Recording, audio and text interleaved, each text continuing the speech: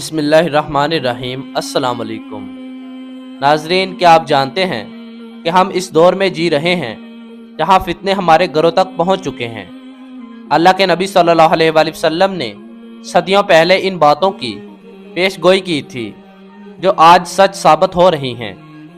آج کی ویڈیو میں ہم قیامت کی 3 ایسی چھوٹی نشانیاں بیان کریں گے جو آپ کو حیران کر دیں گی، خاص طور پر وہ ایک عظیم شخصیت جو فتنوں کے سامنے دیوار بن کر کھڑی تھی اور ان کے جاتے ہی فتنوں کا سیلاب آ گیا۔ اگر آپ اپنے ایمان کو بچانا چاہتے ہیں تو اس ویڈیو کو آخر تک ضرور دیکھیں۔ چلیے شروع کرتے ہیں۔ ناظرین، ویڈیو شروع کرنے سے پہلے آپ سے گزارش ہے کہ جو بھائی چینل پر نئے ہیں وہ چینل کو سبسکرائب کر دیں۔ ناظرین، قیامت کی چھوٹی نشانیوں میں سے ایک نشانی فتنوں کا ظہور ہے۔ حضرت ابو ہریرہ رضی اللہ عنہ فرماتے ہیں کہ نبی صلی اللہ علیہ وآلہ وسلم نے ارشاد فرمایا، جلدی جلدی اعمال صالحہ بجا لاؤ، کیونکہ اندھیری رات کی طرح فتنے نازل ہونے والے ہیں۔ صبح کو آدمی مومن ہوگا تو شام کو کافر ہو جائے گا، یا شام کو مومن ہوگا مگر صبح تک کافر ہو چکا ہوگا۔ وہ عارضی دنیا کے لیے اپنا دین بیچ ڈالے گا۔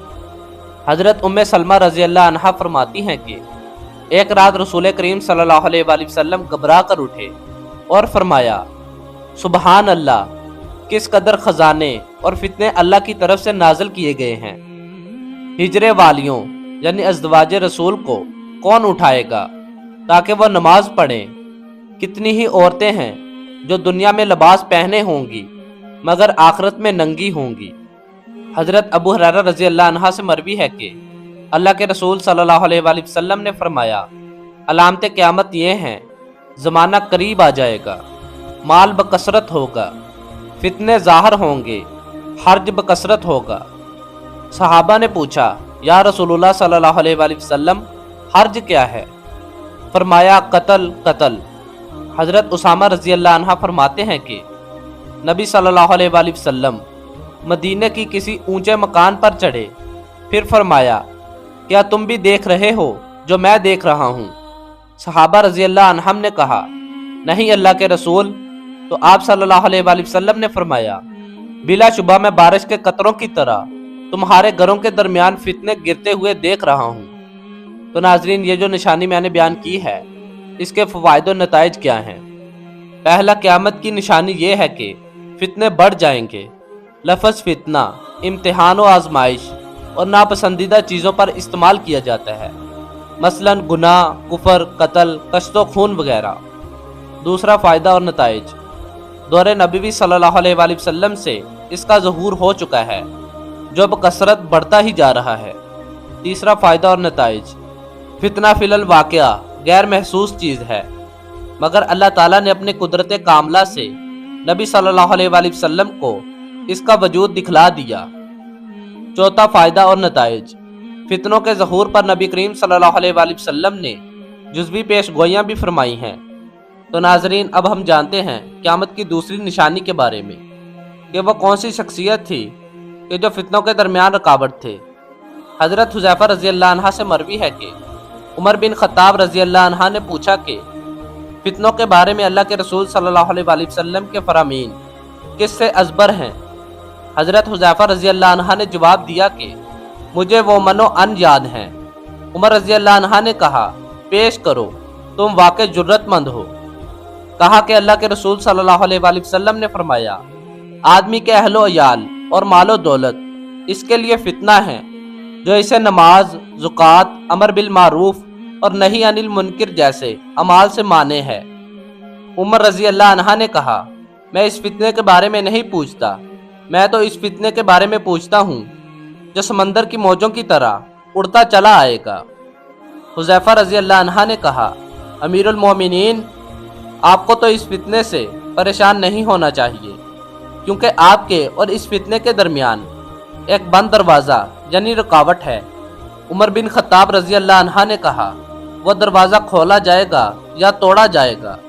میں نے کہا، توڑا جائے گا، پھر یقیناً اسے بند نہیں کیا جا سکے گا۔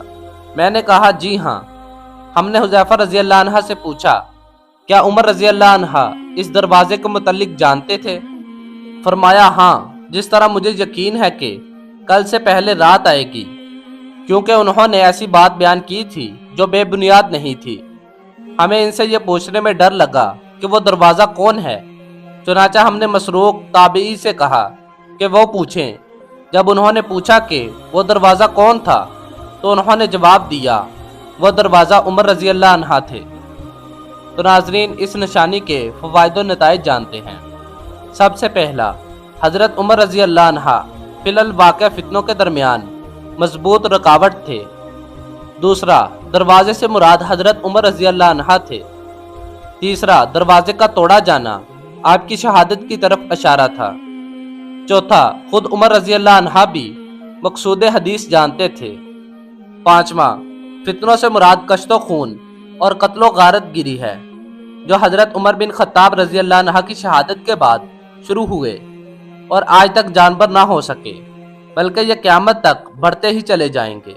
چھٹا، حضرت عمر بن خطاب رضی اللہ عنہ کو ایک مجوسی النسل غلام فیروز ابو لولو نے بوقت فجر حالت نماز میں شہید کیا۔ تو ناظرین، اب ہم جانتے ہیں قیامت کی تیسری چھوٹی نشانی کے بارے میں، جس کی پیش گوئی حضرت محمد صلی اللہ علیہ وآلہ وسلم نے خود فرمائی ہے کہ فتنے مشرق سے ظاہر ہوں گے۔ تو ناظرین، چلیے جانتے ہیں صحیح حدیث کی روشنی میں۔